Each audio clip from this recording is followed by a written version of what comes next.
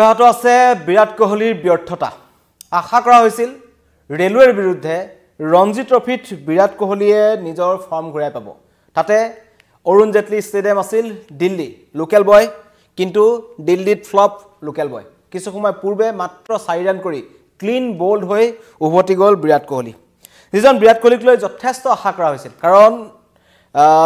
সুদীৰ্ঘ 12 বছৰৰ পিছত ৰঞ্জি ট্ৰফিলৈ প্ৰত্যাপন ঘটিছিল বা ৰঞ্জি ট্ৰফি খেলিবলৈ আহিছিল বিৰাট কোহলি কাৰণ সকলোৱে জানে বিৰাট কোহলি কেনেকুৱা ধৰণৰ প্লেয়াৰ হয় কিন্তু বিগত 1.5 বছৰৰ মানৰ পৰা বিৰাট কোহলিৰ যি টেষ্ট ক্ৰিকেটত বিশেষকৈ ৰেড বল ক্ৰিকেটত যেনেকুৱা ধৰণৰ ধাৰাবাহিক ব্যৰ্থতা আছে কেৱল বিৰাট কোহলিৰে নহয় সমগ্ৰ ভাৰতীয় টিমটোৰ কেইজনমান জ্যেষ্ঠ প্লেয়াৰৰ যি অৱস্থা আমি সকলোৱে দেখিছোঁ কিন্তু তাৰ মাজত বিৰাট কোহলি অন্যতম বিশ্বৰ শীৰ্ষস্থানৰ খেলুৱৈ হোৱাৰ পিছতো বিশ্বৰ বৰ্তমানৰ সময়ত আটাইতকৈ জনপ্ৰিয় হওক বা আটাইতকৈ তাৰকা খেলুৱৈ বুলি ক'লে বিৰাট কোহলিৰ নামটো প্ৰথমতে আহে কিন্তু সেইজন বিৰাট কোহলিয়ে ৰেড বল ক্ৰিকেট খেলিব লাগে নালাগে এটা প্ৰশ্ন উত্থাপন হৈছিল আৰু এনেকুৱা ধৰণৰ সমালোচকৰ খুৰদাৰ সমালোচনাৰ পাছত ৰোহিত শৰ্মা আৰু বিৰাট কোহলি দুইজনে ডমেষ্টিক ক্ৰিকেট লৈ বিশেষ ঘৰুৱা ক্ৰিকেট লৈ তেওঁলোকে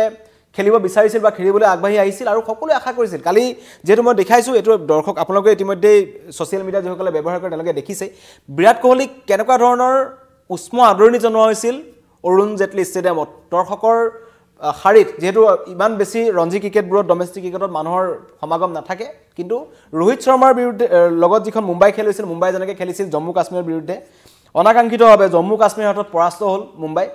সেইখনতো যেনেকৈ মানুহৰ সমাগম ঘটিছিল ঠিক একেদৰে অৰুণ জেটলি ষ্টেডিয়ামত কালি ভৰি দিবলৈ জেগা নাছিল কেৱল বিৰাট কোহলিৰ বাবে কাৰণ কালিৰ দিনটোৰ পৰা আজি দ্বিতীয়টো দিন কালি প্ৰথম দিন আৰম্ভ হৈছিল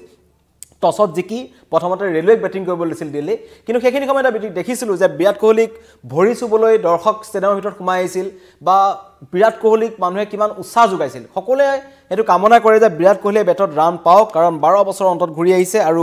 ভাৰতৰ ক্ৰিকেটক বিৰাট কোহলিৰ পৰা যথেষ্ট সংখ্যক পাবলগীয়া আছে বুলি এতিয়াও দৰ্শকে ভাবে কিন্তু সেই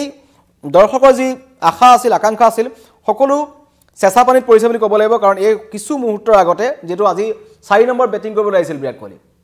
এনে বিৰাট কোহলি 3 নম্বৰ বেটিং কৰিবলৈ আহে কিন্তু আজি দিল্লীৰ হৈ 4 নম্বৰ বেটিং কৰিবলৈ আহিছিল ৰেলৱেৰ বিৰুদ্ধে আৰু হিমাংশু সাংৱান বুলি এজন নৱাগত বলাৰৰ এটা ইনসুইং বল তেওঁ খেলিব নোৱাৰিলে যেটো তেওঁ আসলতে ধৰিবই নোৱাৰিলে বলটো আৰু তেখেত ক্লিন বল হৈ গ'ল তাৰ পিছতে এতিয়া দৰ্শকৰ মাজত হতাশা কাৰণ সকলোৱে এটো বস্তু আশা কৰিছিল যে বিৰাট কোহলিৰ পৰা এটা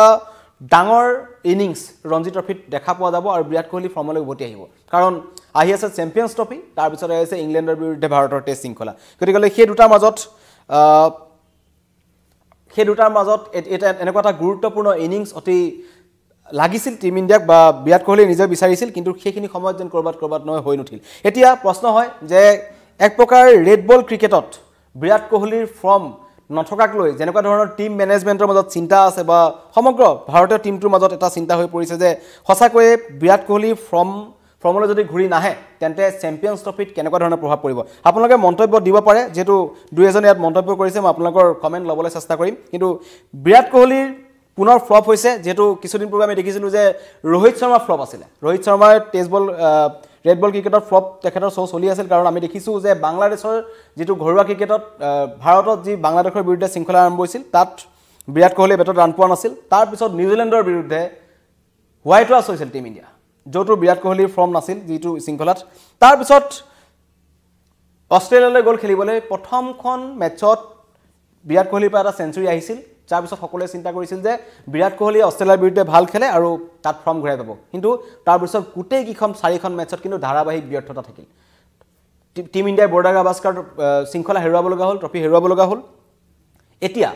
ৰঞ্জি ট্ৰফিটো ৰান বিচাৰি হাহাকাৰ কৰিবলগীয়া হৈছে যিটো সময়ত বিৰাট কোহলি আগতে এনেকুৱা ধৰণৰ এজন প্লেয়াৰ আছিল যিকোনো দলৰ বিৰুদ্ধে নমাৰ লগে লগে বিৰোধী সংকিত হৈ পৰে এতিয়াও সংকিত কাৰণ কালি আমি দেখিছিলোঁ বিৰাট কোহলিৰ উপস্থিতিয়ে কেনেকুৱা ধৰণৰ অন্য এক মাদকতা দিছিল কাৰণ তাত ইণ্ডিয়া টিমৰ প্ৰাক্তন খেলুৱৈ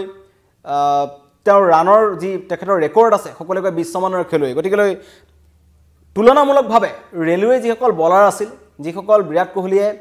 নেট প্ৰেক্টিছ কৰি থকা বলাৰ তেনেকুৱা ধৰণৰ বলাৰসকলৰ বিৰুদ্ধে বিৰাট কোহলি এনেকুৱা ধৰণৰ যি আজি যেনেকুৱা ধৰণে তেওঁ আউট হ'ল যিটো ইনসুইং বুলি ক'লো ইনসুইং ডেলিভাৰী এটা আছে যেটো পঢ়িব নোৱাৰিলে বিৰাট কোহলিয়ে তাৰ পিছত মাত্ৰ 4 ৰান কৰি তেওঁ উভতি গৈছে ইতিমধ্যে দৰ্শকৰ মাজত হতাশা আৰু আটাইতকৈ ডাঙৰ কথা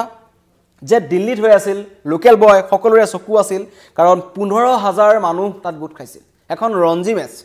তাত চাবৰ কাৰণে কেৱল বিৰাট কোহলিৰ বাবে তালৈ আহিছিল আৰু সকলোৱে প্ৰাৰ্থনা কৰিছিল যাতে বিৰাট কোহলি ফৰ্মলৈ উভতি আহক আৰু বিৰাট কোহলি সেই যি পুৰণা ফৰ্ম আছিল তেওঁ ঘূৰাই পাওক যি আমি ৰান মেচিন বুলি কয় বিৰাট কোহলিক সেঞ্চুৰী লগাবৰ বাবে সেঞ্চুৰী কৰিবৰ বাবে যোন এনে অনবৰতে ষ্টেডিয়ামত থাকে বা ফিল্ডত থাকে ৰানৰ তেওঁ ভুকাটো কিন্তু এই পৰিস্থিতি বৰ্তমান সময়ত কিন্তু বিৰাট কোহলি যি পৰিস্থিতি দেখিছো সম্পূৰ্ণ ওলোটা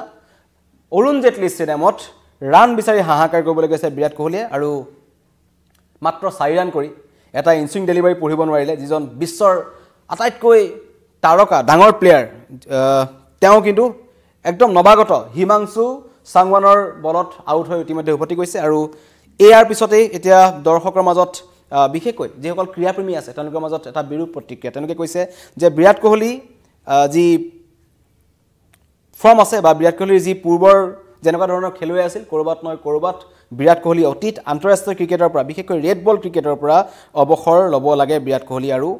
ৰোহিত শৰ্মা ইতিমধ্যে ৰোহিত শৰ্মাৰ প্ৰসংগ আহিছে ৰোহিত শৰ্মাৰ ফিটনেছক লৈ প্ৰশ্ন আছিল আৰু 2012 চনৰ নৱেম্বৰ মাহতে গাজিয়াবাদত উত্তৰ প্ৰদেশৰ বিৰুদ্ধে লাষ্ট মেচ খেলিছিল ৰঞ্জি ট্ৰফি বিৰাট কোহলিয়ে আৰু এই পুৰা 12 বছৰ পিছত প্ৰায় তেওঁ আহিছে খেলিবলৈ কিন্তু আৰম্ভণি একেবাৰে সুখৰ নহল বিৰাট কোহলিৰ বাবে মাত্ৰ 4 ৰান কৰি আউট হৈ গৈছে আৰু বিৰাট কোহলিক লৈ এটো কাৰণে সকলোৰে চকু আছিল কাৰণ চেম্পিয়ন্স ট্ৰফি আহি আছে চেম্পিয়ন্স ট্ৰফিত বিৰাট কোহলি আছে ৰোহিত শৰ্মা আছে গতিকেলৈ যিকেইজন প্লেয়াৰে একেলগে ক্ৰমাগতভাৱে 5-6টা শৃংখলা তেওঁলোকৰ ভাল চলা নাই তেনেকুৱা প্লেয়াৰ লৈ টিম ইণ্ডিয়াই কেনেকৈ এতিয়া আইচিসি চেম্পিয়ন্স ট্ৰফিত যাব ইতিমধ্যে সকলোৰে এটা সপোন নাইকিয়া হ'ল যে ক্ৰমাগত দুবাৰ টিম ইণ্ডিয়াই টেষ্ট চেম্পিয়নশ্বিপৰ ফাইনেল খেলিছিল এইবাৰ টেষ্ট চেম্পিয়নশ্বিপ খেলিব নোৱাৰিলে টিম ইণ্ডিয়াই ফাইনেল খেলিবগৈ নোৱাৰিলে গতিকে সেইটো সপোন হৈ ৰ'ল এতিয়া ভাৰতীয় ক্ৰীড়াপ্ৰেমী বা ভাৰতীয় ক্ৰিকেটাৰ দেশৰ ক্ৰিকেট প্ৰেমীসকলৰ এটাই আশা আছিল যে আইচিসি চেম্পিয়ন্স ট্ৰফিটো টিম ইণ্ডিয়াই লৈ আনক কিন্তু এনেকুৱা এটা দল যিকেইজন চক যদি ক'বলৈ যাওঁ কিছুদিন পূৰ্বে শ্ৰেয়াছ আয়াৰো খেলিছিলে মুম্বাইৰ বিৰুদ্ধে মুম্বাইৰ লগত জম্মু কাশ্মীৰৰ বিৰুদ্ধে শ্ৰেয়াছ আয়াৰো সেই টিমত আছিল গতিকে তেওঁলোক সকলো ফ্লপ হৈছে গতিকে এটা ফ্লপ টিমক বা যোনসকল প্লেয়াৰৰ মাজত এতিয়া বৰ্তমান তেওঁলোকৰ বেটত ৰান নাই তেনেকুৱা প্লেয়াৰ লৈ কেনেকৈ তেওঁলোকে চেম্পিয়ন্স ট্ৰফি দখল কৰিব তাক লৈ কিন্তু এটা চিন্তা জনাইছো যিসকল লোক আমাৰ লগত নতুনকৈ জড়িত হৈছে তেওঁলোকক জনাইছো যে বিৰাট কোহলি পুনৰ ফ্লপ হৈছে এইবাৰ আন্তঃৰাষ্ট্ৰীয় ক্ৰিকেটৰ নহয় ডমেষ্টিক ক্ৰিকেট খেলি আছিল ৰঞ্জি ট্ৰফি সকলোৱে জানে ৰেলৱেৰ বিৰুদ্ধে আৰু ইতিমধ্যে ছ'চিয়েল মিডিয়াত ইয়াক লৈ পেলাই হৈ চলি আছিল সেই মেচখন চাবলৈ ক্ৰীড়াপ্ৰেমীৰ হেতাৰ পৰা এনেকুৱা ধৰণৰ পৰিৱেশ আমি দেখিছিলোঁ বিৰাট কোহলিৰ ভৰি চুই আশীৰ্বাদ লৈছিলে বিৰাট ফ্ৰেণ্ডে কিন্তু তেওঁলোকৰ যিমান আশা উদ্দীপনা আহিছিল প্ৰথম ইনিংছত বিৰাট কোহলিৰ পৰা তেনেকুৱা ধৰণৰ একো চমক দেখিবলৈ পোৱা নগ'ল তাৰ বিপৰীতে মাত্ৰ 4 ৰান কৰি তেওঁ ইতিমধ্যেই উভতি গৈছে পেভিলিয়নলৈ আৰু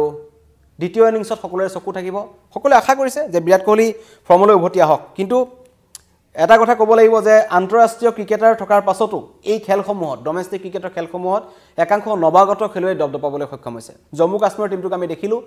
শক্তিশালী মুম্বাইক তেওঁলোকে পৰাস্ত কৰিলে ঠিক একেদৰে এটা ৰেলৱে কিন্তু কৰবাত নহয় কৰবাত হলঠকত পেলাইছে দিল্লীক য'ত আছে য'ত বিৰাট কোহলি আছে কিন্তু বিৰাট কোহলি থকাৰ পাছতো তেওঁলোকে দমনীয় প্ৰদৰ্শন অব্যাহত ৰাখিছে যিটো কৰবাত নহয় কৰবাত উঠি অহা খেলুৱৈসকলৰ বাবে এটা বা ভাৰতীয় ক্ৰিকেটৰ বাবে এটা ভাল খবৰ যে আন্তঃৰাষ্ট্ৰীয় ক্ৰিকেটাৰ থকাৰ পাছতো ডমেষ্টিক ক্ৰিকেটত যিসকল উঠি অহা খেলুৱৈ আছে তেওঁলোকে মনোবল ভাঙি পৰা নাই তেওঁলোকে কিন্তু নিজৰ প্ৰদৰ্শন অব্যাহত ৰাখিছে আৰু এই খেলখন স্পৰ্টছ আমাৰ যি নিউজ 18 নেটৱৰ্ক আছে তাত লাইভ টেলিভিছনৰ জৰিয়তে জিঅ' ষ্ট্ৰীমত চাব পাৰিব আপোনালোকে